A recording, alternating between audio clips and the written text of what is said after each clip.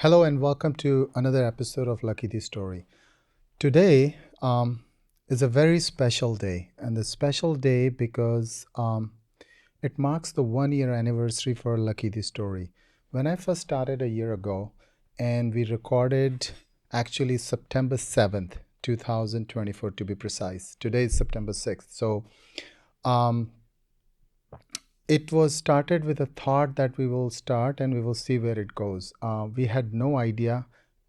If you have watched my few episodes, you will see that my face is somewhere, the camera is somewhere. I was trying to learn through this.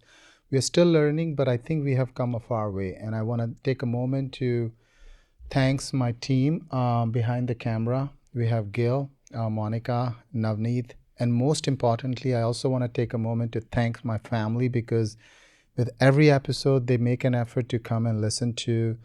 Sometimes it's boring, but for them, but it's an amazing journey, and I can't thank enough to this universe. Every episode when I complete, I that night I give a call to my mom who lives in India, and I say that this is what I recorded, and she doesn't understand the English, but she will always be very, very, very excited, and she will say, okay, send me over when it's ready, and then she will try to make every effort to listen, and she doesn't understand half of the English, but she'll always tell me, oh, you did a great job, and she'll try to say, oh, you could do this, you could do this. So more than any comments, I look out for her. So every episode later, after she watches, she'll provide me some feedback, a constructive one. That's what parents do. So I want to thank mom for giving me a continuous feedback, sometimes good, sometimes constructive. So thanks. And with that note, I would like to start with today's episode 13th, as we go into the second year. So today we have a very special guest, Mr. Max Ollett. I call him Mr. Max because I don't know why I started calling him Mr. Max all the time. From the time I know him, he's a scout leader for Troop 55, Yep. and that's where my kids go. And in this episode, what we will try to do is for people who are trying to understand what Scout is and what are some of the things that Scout has to offer and how they can have their kids shape from the Scouts. So welcome to our episode, Lucky the Story, Mr. Thank you Max. very much. I didn't realize this is the 1 year anniversary. I remember when you started talking about you're going to be starting these podcasts, Yes. and I was oh cool, that'd be very neat. And so listening to your first podcast when you had it done, and now basically 1 year is like time flies. Yeah, time flies. Yes, Time I'm flies. glad to be here. Thank you. Yeah, thank you. So I was so I'm an immigrant. I came in '99, and for me, I had a background about the Scout, but I actually don't know much about the Scout, and I'm assuming most of the people um, may not be aware who are coming as an immigrant. And people who have born and raised here, it's a part of their life. They know what Scout means. So if I have to ask you in your one line definition, what exactly, how do you define Scout? A scout is basically a person that's well rounded, teaching them basically leadership and cognitive and being respectful of everybody else, everybody around them. But scouting was not started in the United States. Scouting was actually started in England by Lord Baden-Powell in 1907. 1907, And yep. then 1910 it came to the States. Yes. And then in 1917, the Girl Scout came in. Correct. Savannah, Georgia. Yes. When we went last time to Georgia, we went to that place. We have a picture. So, and I remember when I was in Savannah and we were, going through the history of that. When the Scout first started in 1907 in England, the whole idea was for skills, to develop for skills and make kids prepare for the outer world and try to, be independent in their hand skills and whatnot, right? And also try and develop that leadership side of it. The one thing that the youth don't really have is how to be a leader, how to lead other people, tell people what to do, and guide. So that scouting gives them the opportunity to have a leadership role as a youth, and then learn in a safe environment how things work, how things didn't work, and basically how to improve on that. Yeah. So and it's always occurred to me. So So in 1907, when he was a military guy and he Yes. started with this mindset, and then Second World War took place. After Second World War, um, there was a time when the Second World War was finished, people wanted to get into the scout more. And I think, if I'm not mistaken, the peak time for the scout was in 1950s and 60s. 50s, Post 60s, and 70s, yes. and then thereafter, it started declining. Do you think that there could be a reason that the because of the modernizations and because of the kids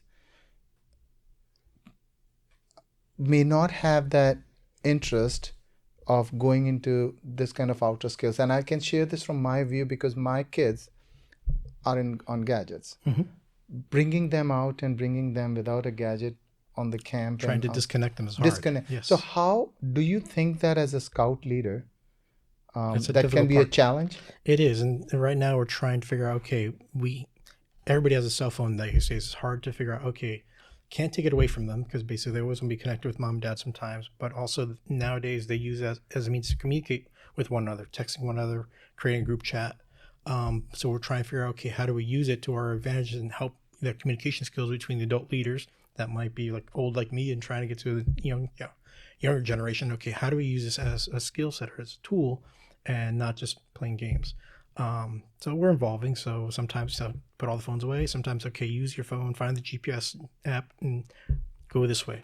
Or But there was a law just passed. I think it's in New York or Connecticut or both, that you cannot keep the phone in the class. yes, I heard that. So Yes. So I would don't that know be- where, but I think it's in New York. I remember Kathy.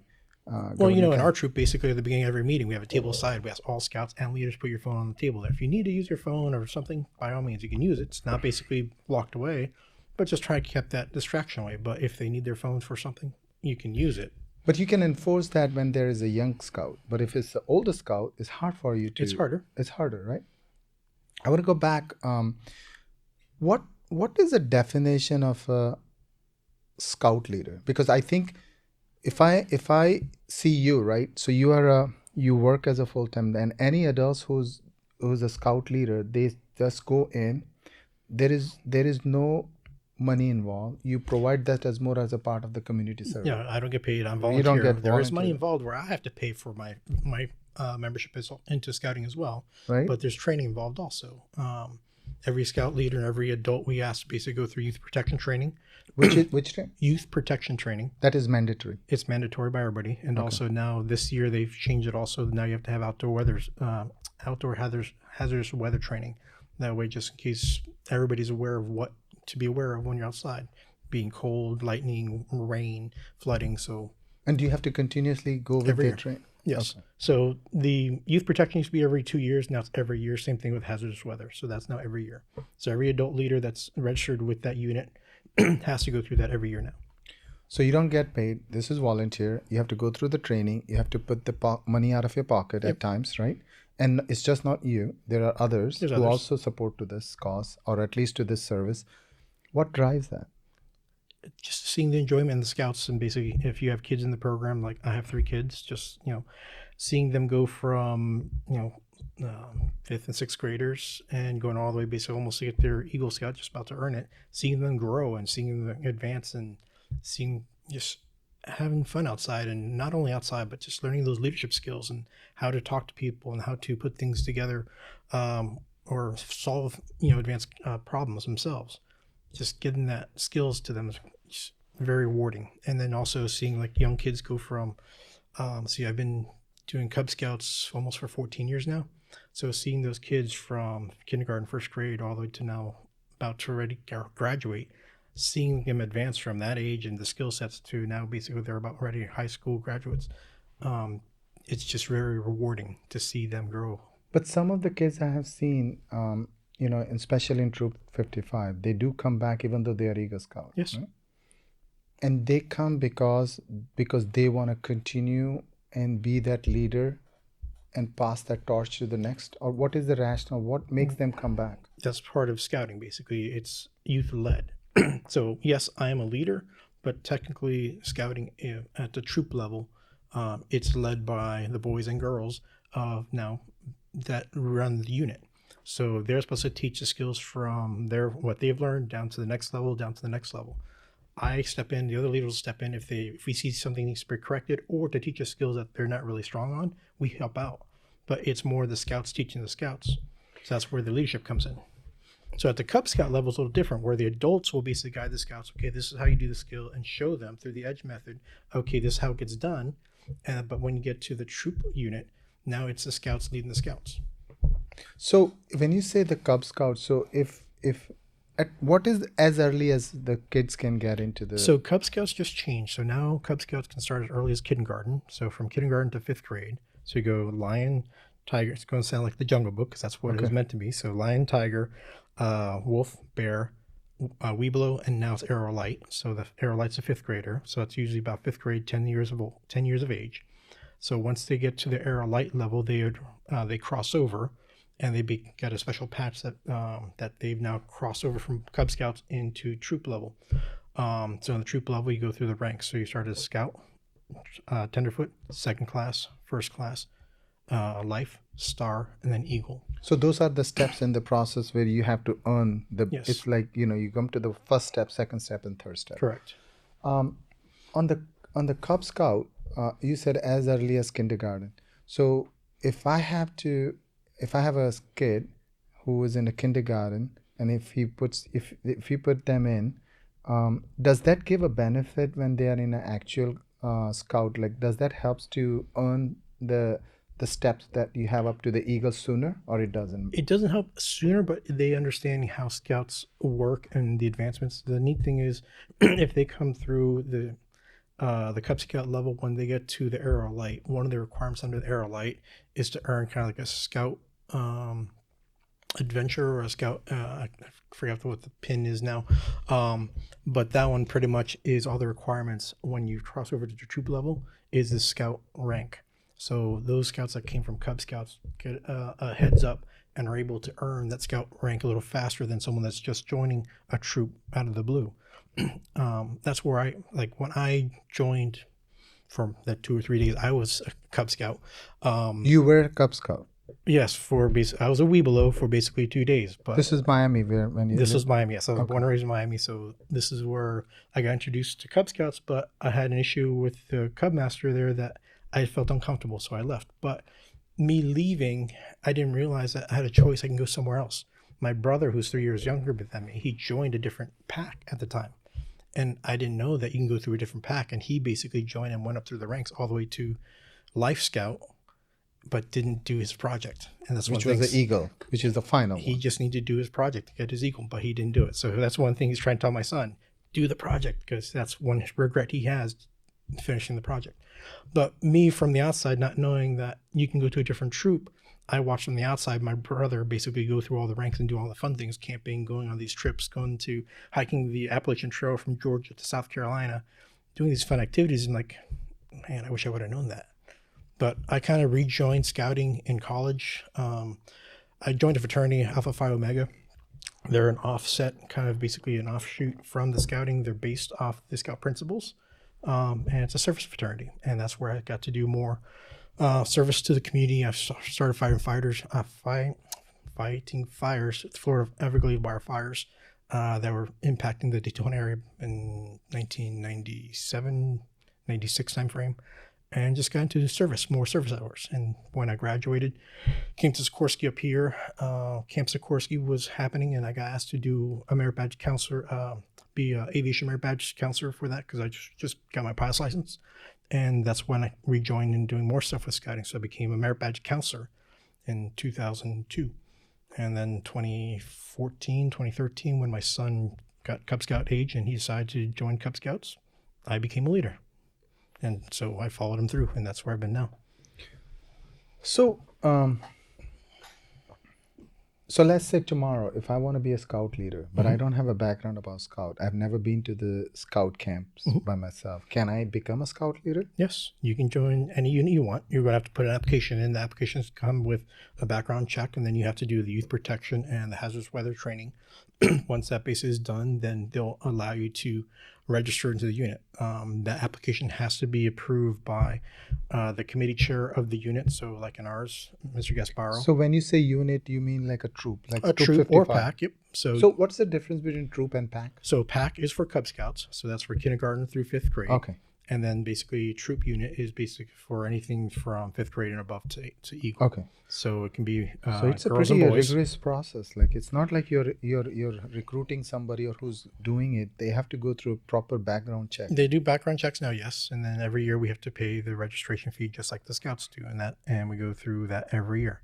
So okay, because if that individual may run into some problems in their personal life and it shows on your background, so they can deny Yes, an application. correct. Okay. Is that something started recently because or it's The been there? background checks, yes.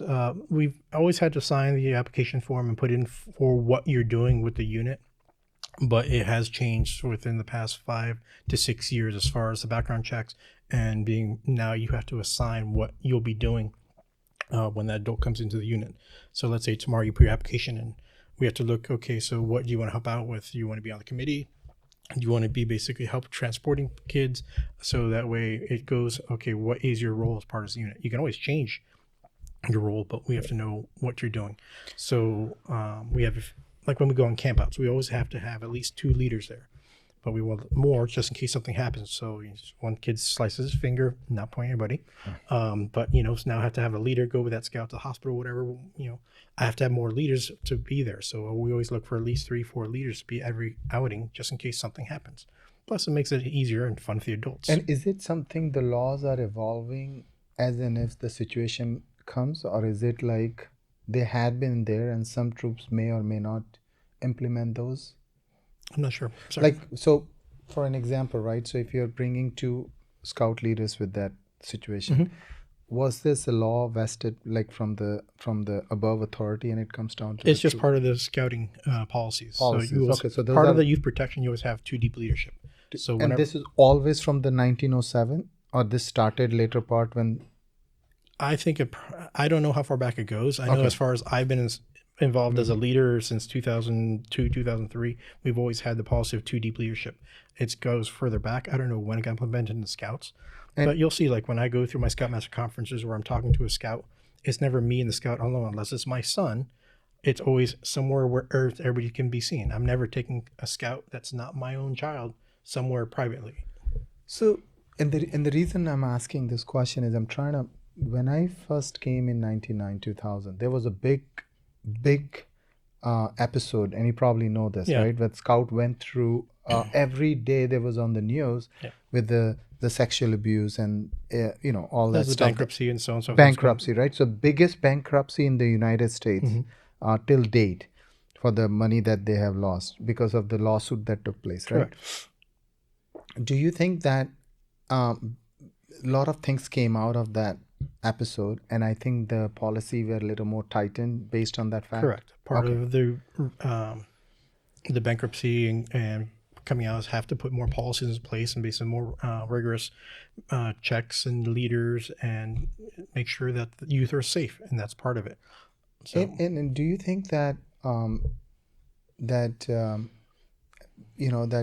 I said, 50s and 60s was the peak where scouts were all there because the Second World War just happened, and people were trying to say that, okay, I want my kids to be more equipped with all the day-to-day skills. But then that's part of it 70s, too. But you also remember what's happening in the 60s and 70s. Also, we had everybody's racing to get to the moon, but almost everybody except one that stepped on the moon was an Eagle Scout. was Eagle Scout? Yes, every I was person gonna that come stepped to on the that, moon yes. except one. I can't remember his name. We're all Eagle Scouts, so that was basically a big push. Also, oh, look, another Eagle Scout. So I want to be like them. You want to be like an astronaut. I'm gonna say this. Akam and Teg listening in the back, please listen to this. I just what I find very fascinating about this scouting thing is that because it was so popular, and then 70s 80s came, I don't know what happened, but then it started declining because of the modern era and stuff like that. But today, post 2000, with this episode about the sexual abuse and all that thing that came in the media, as a parents, it makes it difficult. If I am the parents, if I had a child to put my kid into the scout in the early 2000, I would think twice, and I'm assuming a lot of the parents would think. Do you think that this could be one of the reasons why now parents are a little hesitant to bring I their don't kids? think that's part of the reason. I think more of it's we're competing more with sports also now. That's Sports is a another big thing thing. too. Everybody wants to be the next Pele or the next Leo Messi, whatever, playing, Yes. paying for premier sports and stuff. Because we see a lot. We tell all our scouts basically what you put into scouting is what you're going to get out of it. You don't have to be there every week. You don't have to be every camp out, but what you put into it, you're going to get out of it. So you can be well rounded by doing basically your athletic skills, being as scholarly at school and doing scouts. It's how you well round your personality. But and also to add to your point, I think the other thing which I believe is that now the kids have more on their table Oh, to absolutely. exercise. Like they can go to urban air, Mhm. they can go to a lot of recreations. They have video games, this. So bringing them out and still going back to the roots and trying to make this as a basic needs and wants, I think is challenging, right? As a leader. So does your scout leadership when you go for a renew, does the above authority which manages the scout in general, do they provide some sort of evolving changes and how to attract and how to bring people so that they can give? Because I feel, and I'll be very honest with you, when I wanted Akam and Take to get into the scout, Mhm. the way I found out was we always had something in back of my mind, but then I'll give you the reason. I don't know if I ever shared with you offline, but um, Thanksgiving 2000, I believe, was in 2020 or 21, sometime that window. I was in New Jersey at my friend's place, and one of my roommate, whose son went to NYU, and he said, "Oh yeah, he went to NYU, and he got a scholarship." Mhm. And I said, "Wait, scholarship?" He said the first thing he said, "Yeah, because he's an Eagle Scout." Yes. And I said, "What is Eagle Scout? I know Scout, but what is Eagle Scout?" But then he said, "This is what it is." And thereafter, I said to Akam and Feg, I said, this is good, this helps you get into the education. So do you think that with the education becoming expensive and people becoming more aware, do you think the scout is coming back and people as a parents, I feel like I would rather I will let my kids go to the scout so they are not engaged in the gadgets. So they're at least 1 hour out, they're talking to kids, other kids. Do you think that is also playing a role with the evolving and the way the changes are happening in today's current world? I hope so because being basically in the industry outside, when I see an application come through, I see if they're equal, but I see one has an Eagle Scout and one doesn't. I'm gonna look more at the Eagle Scout because I know they have that leadership skills behind them. The other one don't know, but I'm going way a little more heavily towards an Eagle Scout versus someone who's not. Same thing in the Girl Scouts. If they have a gold award, that's something major as well. So I'm looking at that definitely. So Girl Scout definitely makes an impact, Hmm. even today. Yes. And do you think it's because it enhances that, okay, this individual has gone and grinding to the process of um, leadership skills, community service? What are the things that you think can highlight? So if I'm reviewing an application, what does that thing comes to my mind when I see Eagle Scout? Knowing as a leader what I've put through and seeing the scouts go through the 5, 6, 7 years it takes, because when you join basically a troop, a unit, you're coming in as a fifth, sixth grader. So you're 11, 10, 11 years old. You have until the day you turn 18 to basically earn that Eagle Scout. If you don't have it by your 18th birthday, you can't get it. That's it. So You can never make it. no. So you have only a specific window by when you must get So it. that's why I tell my scouts plan for your 17th birthday that you have that buffer to make it. Don't plan for your 18th birthday. But once you get to the 18th birthday, the clock stops. Like my brother, he did not plan for that. So he's He not. got life. He got the life scout, and that's where it ended for him. So when he writes on an application, does that help and does he be able to justify why, or it's just like does? So my point is, I'm working very hard, but unfortunately, circumstances, I could not get into that window of 17 or Mhm. 18. But I have spent so much time and effort in getting through this process. Does Life Scout also gives like a value to the table? I wouldn't say it does, but a lot of people, if they don't have a scouting background, they won't know what life scouts is. They can put I was a scout for umpteen years. Okay, you put that leadership skills in, yes, if they know what scouting requires. But if you don't have that eagle, or people don't really know, they don't know the ranks underneath. If they were not involved, or basically like bronze, gold, silver award Yes. in Girl Scouts. Yeah, I can assure, I mean, not assure, but I can tell you that my son, the Akam, when he went to a private school, Notre Dame, in his application, he did put in, like, he's a scout and he's doing this and so I think definitely he got a scholarship and he's in a distinguished scholarship program. So it does help. I can vouch on that. I want to go back to the idea of the scout leadership that you put, right? So when I'm in that meetings, when I see what I have noticed, and I'm assuming most of us do, that when the scout leadership, you are a leader, but you're also making kids being the leader. So you are having them manage it on their own. How is that possible, or do you find it challenging that you are still a leader, but you're making them as a leader and making them on the forefront? I think that's the most challenging thing. Especially from the Cub Scouts, coming from a Cub Scout meeting, going to a troop meeting. It's hard to, they have to let them go. But behind there, we have the PLC meetings that you know about. So it's what is PLC for people, for my listeners? Patrol Leader Council. So what is Patrol Leader? So it's each unit has it's called a patrol. So it's 8 to 12 scouts, and they elect basically a leader amongst them. That's the patrol leader. Okay. The unit is led by senior patrol leader. When you say unit, is a troop? A unit is a troop, yes. Okay. So in that unit, the troop, they can have multiple patrols. So each of those patrol have elected a patrol leader. So we have a PLC, a Patrol Leaders Council meeting. So those are the leaders of each of the patrols plus the senior patrol leader. And then if he has assistant patrol leaders and the scoutmaster and any other adults, we sit down and we plan out what they want to do. So that's the hardest thing is in that meeting is asking them, what do you guys want to do? It's not what I want to do. There's things I'd love to do, but it's what you guys want to do. So we're always asking them, find what merit badges you guys want to work on, what activities you guys want. You guys go on a hockey game, you guys want to go hiking, you guys want to go zip lining. It's what they want to go do. That way you guys plan. That's where the leadership comes in, try and figure out, okay, we need people to take us there. We need to know how much time it's going to take to get there, how much it's going to cost. Do we need any fundraising for that event? So that way they start seeing what runs behind the event in order to get that leadership skills. So trying to get them to do that is the hard part. But once they start getting it, it's like, it makes my life a little easier, but at the same time, they get it now and you can see it. So in the first year, we had a challenging time with the Christmas wreath. So, yes. The Akam and they had to do the Christmas wreath as a part of their thing at the year end.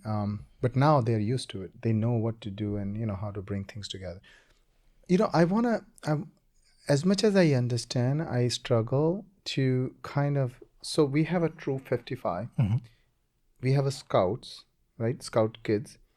In the Scout, we have Scout. Then you said PLC, Senior PLC, which is a Senior Patrol Leader, yes. Senior Patrol Leader, and then is a Scout Leader.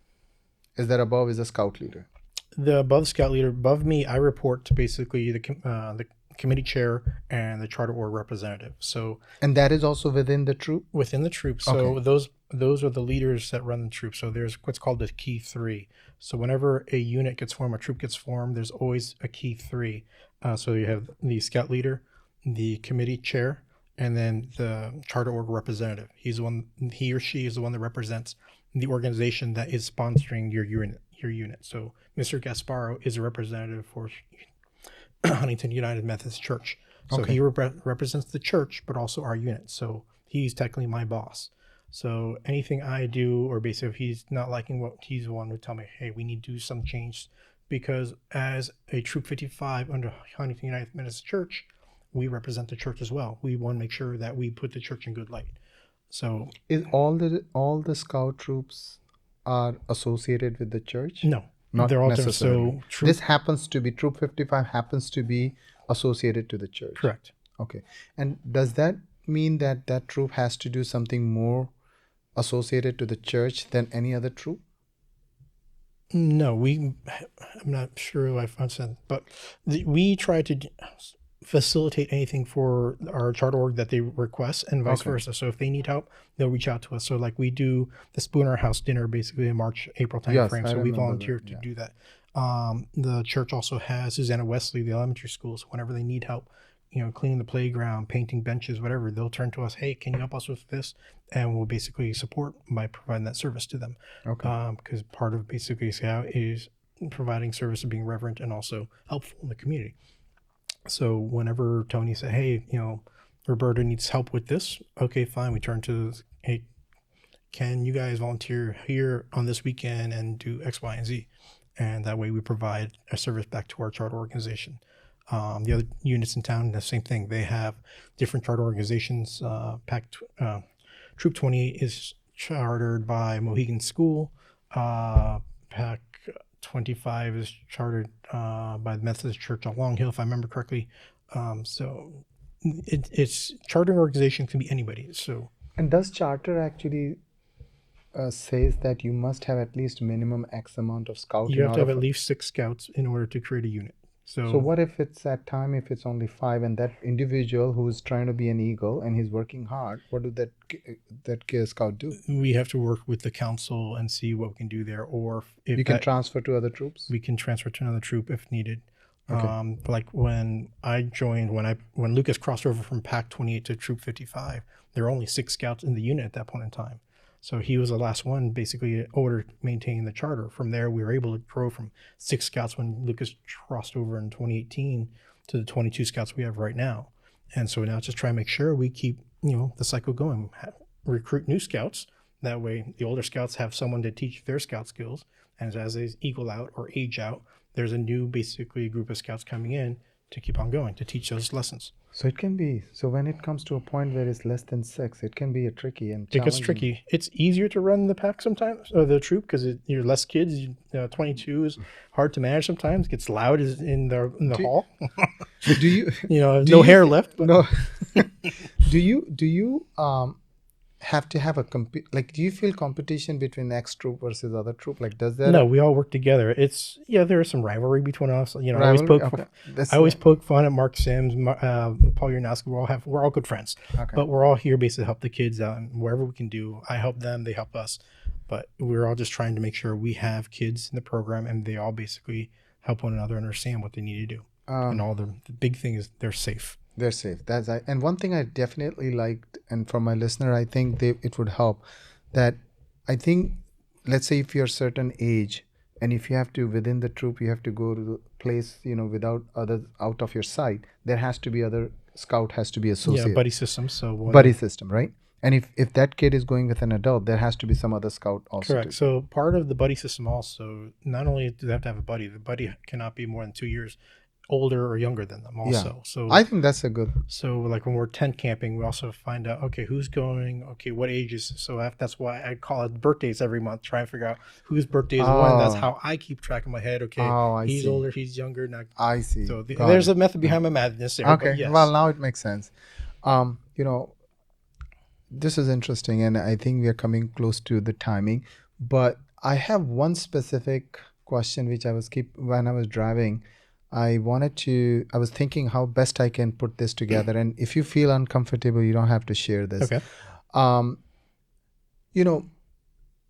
Early 2000, there was a big debate going in United States. And it was all over the media about the scout with the sexual abuse that took place, but also that there was at one point that prior to 2000, there was a ban to the gay and lesbians to the scout. Mhm. And so too for the leaders as well as for the kids. Fast forward, early 2000, late 2000, or 2014 or 15, when the ban was lifted. When this kind of things happens, and when there is a law in place to make it more open to different faith and beliefs and thoughts, does scout have to, or a leader have to go through the specific trainings like this, or you have to be proactively be aware about this and you knock the door and try to get that training? There's no specific training basically for understanding.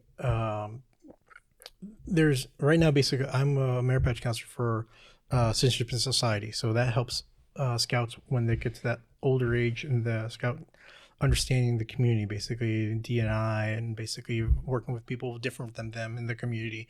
Um, Learning that part of these, it's not required to be a merit badge counselor for community citizenship in the society, but I did become, so that helped me as far as understanding different beliefs and religions and stuff, and learning different things.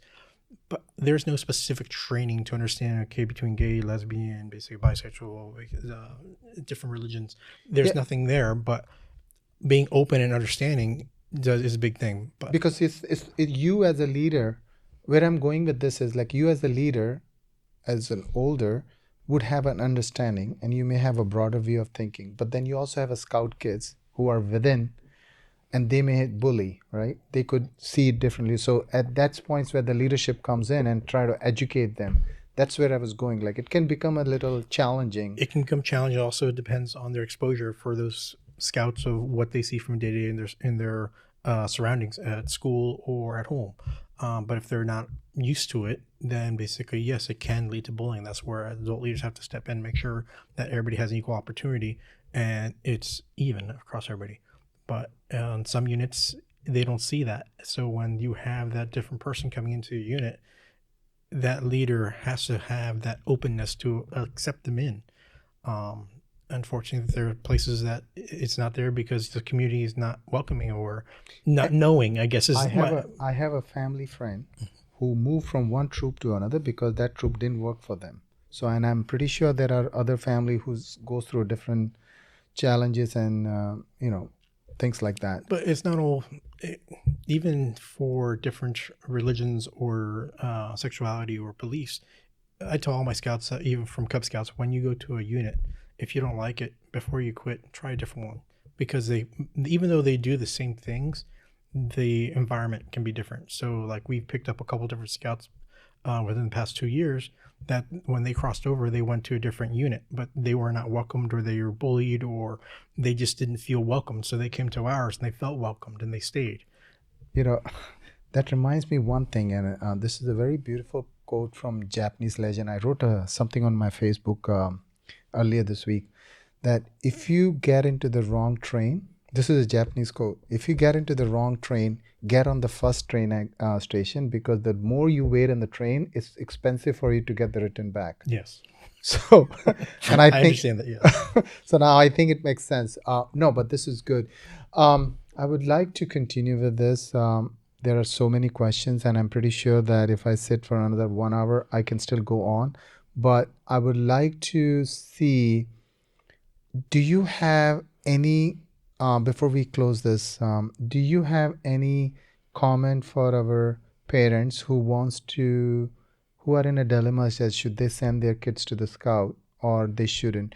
What is that one message you would give them to the listener who's I'd probably say try it. It doesn't hurt to basically try scouting. If you don't know where scouting is, you can go to the website beascout.org and type your zip code in there. It'll show you all the local units nearby to you. If you're in the Shelton area, by all means, try Pack 28 with me or Troop 55. You're welcome to join us, but try it. Once you see the environment and basically getting the kids outdoors or seeing them play with each other and learning each other, working with different scouts, it's very enjoying to see that and very invigorating to see them grow in that method year after year. Probably you were at the first meeting, you saw me comparing, everybody's like grew 2 inches and like, am I shrinking or Akam, look at yeah. that. But just watching them grow and their knowledge is just invigorating. But I'm a kid at heart too. That's why I love going camping with them also. So I look forward to, so one of these days I'd like to get you as a leader too, and you can come up and camp with us and you can see what it is under the stars. I would love to, but I'm not that person, to be honest. We'll try. I know for sure. If I can give one suggestion or at least a thought, I don't know if it is, and I want to say this on air because I don't know if it's making sense or not, but personally, when you have this badges that you put on the shirts, when you earn it, right? It's merit badges? Merit badge. It's an expensive thing. It is. I think we should train our scout. It's coming. How to sew them on, yes. That's what I'm talking. Trust me. I think so. That is something that it will cheaper or maybe it's that. So this way I sewed these on myself, and I've repaired stuff, but also showing my kids how to sew I think that would even be how emergency, how to repair something real quickly. exactly. But Yeah. yes, our tents that we have, basically the bags that they go into are very thin now, and Yes. they're very flimsy. So we're going to be making new bags. Guess who's going to be making the bags? I'm going to show them how to make it. I think But that they're would going to be make their great. own bags. That way, That would be great. And I can help whatever way I can. But we're going to try to get them to sew the bags. They might not all come out right, but learning. Yeah, learning. All right. Well, thank you so much, Mr. my Max. pleasure. This is amazing. was I know that when you were earlier, you were saying me that you were nervous. No, Are you okay now? Did you feel nervous? It's always nervous when you're doing something for the first time. So You didn't even feel. I didn't even feel anything like nervous. every I first think you scout did meeting, an every year we excellent- start over again. Every year is like, okay, now this is going to go. So, but Yeah, but thank you for your time. I truly pleasure. appreciate. my pleasure for your everything you time. do myself. Thank you.